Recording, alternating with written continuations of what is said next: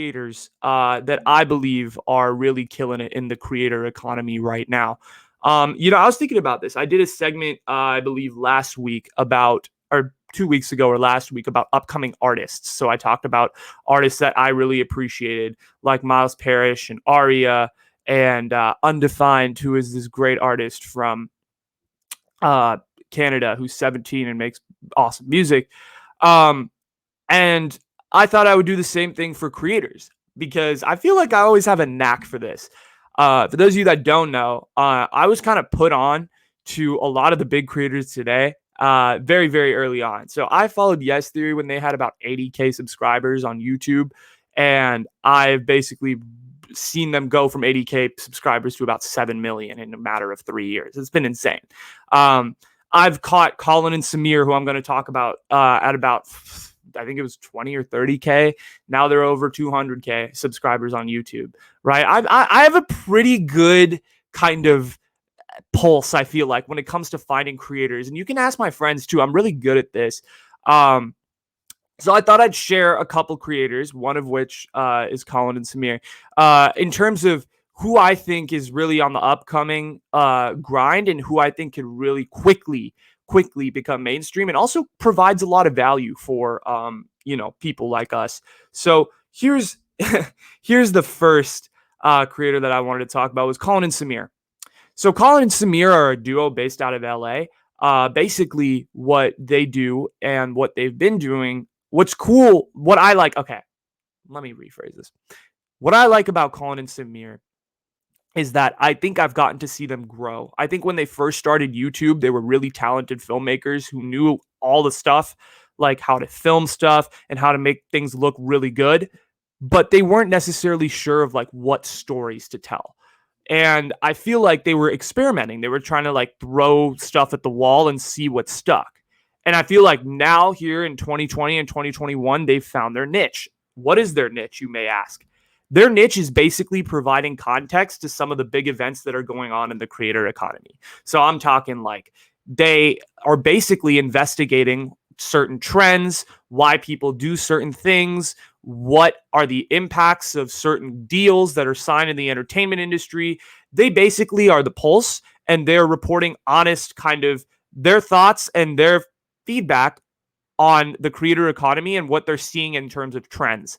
And they have their own podcast where they bring on some really cool creators of all different backgrounds. Recently, they brought on Ty Verdes, who is a upcoming musician who's got a lot of songs that have done really well on TikTok, and basically they talked about his rise and how he basically has and what value he tries to bring with his music and stuff.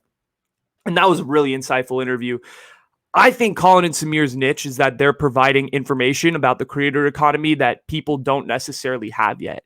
There isn't necessarily like a reporting agency that can provide good information about what they're seeing in the digital landscape, because the digital landscape, let's be real, is pretty fucking new. I mean, it's very it's very untouched. And I feel like Colin and Samir, as creators, as people who have been in the industry for years, provide a really good context as to what's going on and provide the information in such a way that it sticks with you. But not only does it stick with you, it's awesome to watch and you're engaged and you're constantly wanting more because they do such a good job in presenting the information in a concise manner, which is really good. So I've really enjoyed Colin and Samir. I've been watching them since about 2018. I love the stuff that they've done with their podcast. I love that I've gotten to kind of see their journey of like them trying to figure out what they want to be on YouTube to now like really like honing down their craft and their niche with this format of the breakdown, as they call it, and doing such a great job with it. I can't wait to see where they go. But if you guys don't already know, go check them out on YouTube or Instagram. Colin and Samir everywhere. They're on TikTok as well. They are fantastic creators. They know a lot of what they're doing in this industry, and they know what's up. So definitely go check them out. And their podcast is absolutely awesome. So go check out everything. They know what they're doing, and they provide really good context as to what's going on within the industry. The second creator that I want to talk about real quick is this guy that I found on TikTok. His name's Tejas Halor, for those of you that don't know. Tejas has like 400K followers on TikTok. I know these guys have hella followers, but I feel like not a lot of people have heard of them. So I'm just kind of like trying to, you know, educate people as to like who these people are. Tejas is like kind of more of a creator economy. So basically the way he got famous on TikTok was he started making a lot of videos about Bitcoin. And that's kind of how I found him. I feel like I was also caught in that Bitcoin craze earlier this year. And he was really making informative videos to try to kind of explain the context around Bitcoin and the bigger picture, which I appreciated. I think it was something that was necessary and needed. But he quickly realized that, you know, he was getting caught in this alternative coin niche, which wasn't necessarily where he wanted to be as a creator. So he started kind of experimenting. And he did a lot of stuff about the creator economy, kind of like Colin and Samir. And he realized that that wasn't necessarily something that he wanted to, that wasn't necessarily like the niche that he really wanted to focus on. And so I feel like I'm watching like a version of Colin and Samir and Tejas, right? Because I saw Colin and Samir try to figure out, oh, like, do we want to do this video or this type of video? And then eventually getting into the creator economy. And now I feel like Tejas is also in that zone because now he's gone from these creator economy videos and these Bitcoin videos to more of a vlog style. And he's making these vlogs on TikTok, but he's also providing information as to how to grow and what his strategy is. And he's kind of pulling the curtain back. That's, I think, what I really like about Tejas is that he's pulling the curtain back and saying, hey, this is my life as a creator. This is how I feel. And these are some of the emotions that I'm going through. And he's providing value because he's showing people like what the honest life of a creator is like. And he shows himself like working with other creators like Dylan LeMay, who's also really big on TikTok for his like ice cream stuff.